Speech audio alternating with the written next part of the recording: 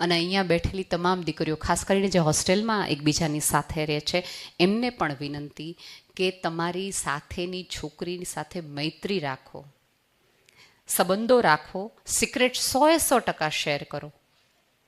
પણ સંબંધ તૂટી જાય પછી એ સિક્રેટને ફેસબુક નામના ચોક અને ચોરે જઈને વેચવાનું શરૂ ન કરો. સંબંધ એને કહેવાય કે ગમે એટલી દુશ્મની થઈ જાય તેમ છતાં તમારી અંદરથી વાક્ય બહાર ન આવે કે એની રાત્રે તેને આમ કરતી હતી. એકબીજાના સિક્રેટ જાળવો, એકબીજાની સાચી બેનપણી. તમે જુઓ કે ભાઈઓમાં કેટલું સરસ છે ખબર છે કે એના હંમેશા જૂના વર્ષો જૂના મિત્ર હોય. તમારા મમ્મીને અત્યારે પૂછજો કે એની કોઈ બેસ્ટ ફ્રેન્ડ છે અત્યારે? બહુ નહીં ટકે. કેમ?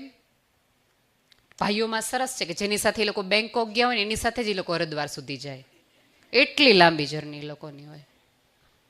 અને આપણે તો પાછું દોરેક મારી બેનપણી અહીંયા જાય જ ને એટલે મારે અહીં ભણવું છે, મારી બેનપણી આ કોર્સ કરે જ ને એટલે મારે આ કોર્સ કરવો છે. બેનપણી 100% મજાથી કરો, વાતો કરો, પણ કારકિર્દી બેનપણીના આધારે કે એની પસંદગીના આધારે ન કરો. એ તમારી બેનપણીની ટાઈપ છે બેટા, તમારી નહીં. હે, થોડા પોતાના નિર્ણય લ્યો અને પોતાના નિર્ણયની જવાબદારી સ્વીકારો. એટલા મેચ્યોર બનો. એ તો તમે કીધું એટલે હું ગઈ, તમે કીધું એટલે ગઈ, ઓલી અહીં જાતી હતી એટલે હું ગઈ, એવું નહીં. કદાચ આ જગતની એક પણ વ્યક્તિ તમારી સાથે ન આવે અને તમારે પાણીપુરી ખાવા જવી હોય જય અંબેમાં, તો દિલથી જાઓ.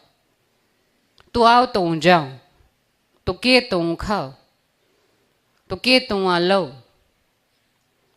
આટલા નાના નિર્ણયો તમે કોક ઉપર થોપશો ને બેટા, તો જીવનનો મોટો નિર્ણય લેવાનો આવશે ને તે દિવસે તમે કન્ફ્યુઝ થશો. અત્યારે નેટ પ્રેક્ટિસ કરો, નાના નિર્ણયો. જગતનો તમામ વ્યક્તિ એમ કે આજે હું આ પાણીપુરી ખાવા તારી સાથે નહીં આવે તો બધાને સ્માઇલથી ઇટ્સ ઓકે કહેવાનું રાખો. કાંઈ વાંધો નહીં. પોતાની જાતે, પોતાના એકલા, પોતાના જોરે પણ થોડું ફરવાનું રાખવું. કારણ કે તમારા મા બાપ તમને ભણાવે છે એટલા માટે કે જ્યારે એ આ જગતમાં ન હોય ત્યારે તમે એકલા આ ઘોર વનમાં એકલા ફરી શકો. આ 1000 વરુઓની સામે તમે આગળ વધી શકો. આ સીસીટીવી કેમેરા તો બેટા હવે આવ્યા, પણ જે દી નહોતા ને તે દિવસે પણ આ જગતની તમામ સ્ત્રી એક સીસીટીવી કેમેરામાં જ હતી. ક્યાં ગઈ, હું કરતી હતી, હું ખાતી હતી, હું બોલતી હતી. જે વૃદ્ધ દાદી હોય ને એને પૂછજો કે હતી જ. આ જગત તો ત્રાપીને બેઠું છે. તમારે નક્કી કરવાનું છે આમાંથી કઈ રીતે બહાર નીકળી જવું, કઈ રીતે પસાર થઈ જવું.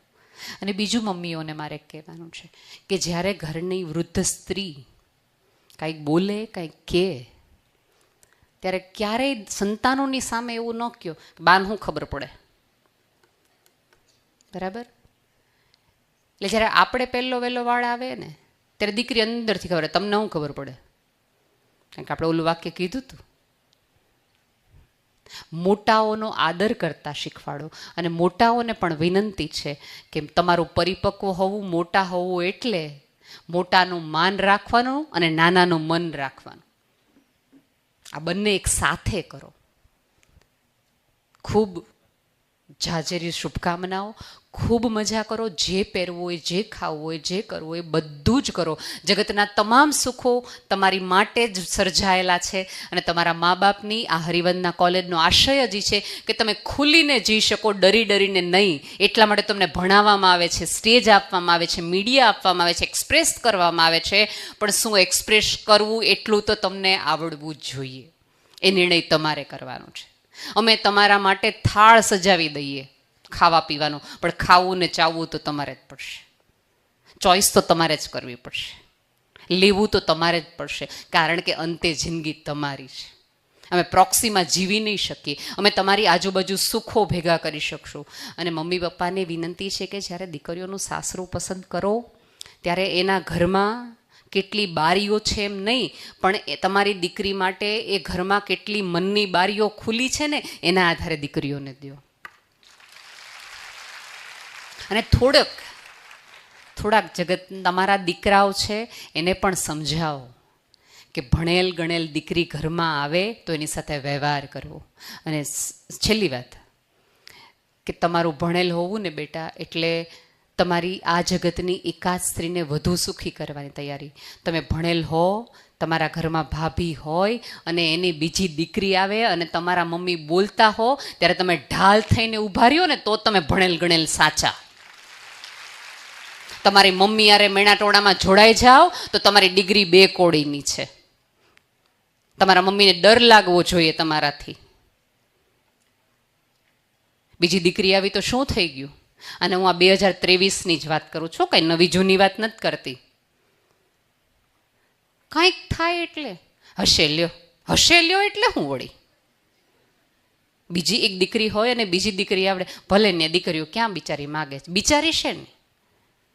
તમારી ભાભીને બોલવું ન પડે ને એવી ઢાલ બનો ને તો તમને વુમન એમ્પાવરમેન્ટ પણ સમજાણું છે, તમને એક સ્ત્રીનું મહત્વ છે. અને સાહેબ, જેને પોતાના અસ્તિત્વનું મહત્વ ન હોય એમણે જગત પાસેથી સન્માનની અપેક્ષા જ ન રાખવાની હોય. મને મારા સ્ત્રી હોવા ઉપર ગર્વ છે એટલે જગતની તમામ સ્ત્રી 2 નહીં 12 આવે ને તોય મને અભિમાન છે. એ રાખવું જોઈએ. તો તમારી ભાભીને, આવતી સ્ત્રીને એવું થાય કે આ ઘરમાં જવાય, તો નણંદ માટે પ્રેમ થાય. બાકી નણંદ આવતી હોય મોઢા ફેરવી લે. 2012ની સ્ત્રી. અને આમાં એવું છે બેટા, જેની સાથે રહેશો ને એવા વિચાર આપશે. તમે જુઓ, તમને બધાને ખબર છે કે રામાયણ આખી કૈકેયીની બાજુમાં મંથરા હતી.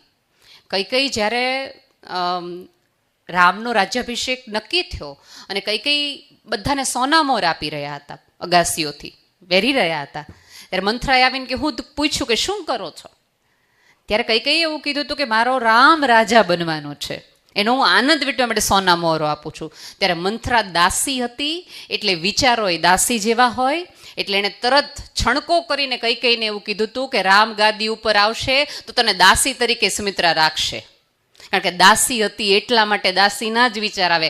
બાકી કોઈક સારી બેનપણી હોત ને તો એમ કે વાહ સુમિત્રા, રામ જ્યારે ગાદી ઉપર આવશે તો સુમિત્રા તને નાની બેનની જેમ રાખશે. બેને કહી શકી હોત ને, પણ વિચારો દાસીના હતા એટલે દાસી જ વિચાર આવે. એટલે તમારી આજુબાજુ વ્યક્તિઓ ને સંબંધો એટલા રાખો.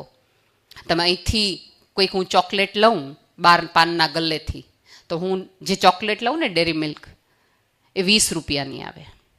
એની ડેરી મિલ્ક છે, હું કોઈક સારી એવી રેસ્ટોરન્ટમાં જઈને લઉં એ જ ડેરી મિલ્ક છે એ 60 રૂપિયાની થઈ જાય.